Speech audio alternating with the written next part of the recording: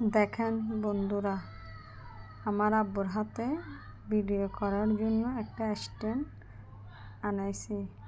Video stand অনেক সুন্দর করে ভিডিও করা যায়। আপনারা দেখলে বুঝবেন।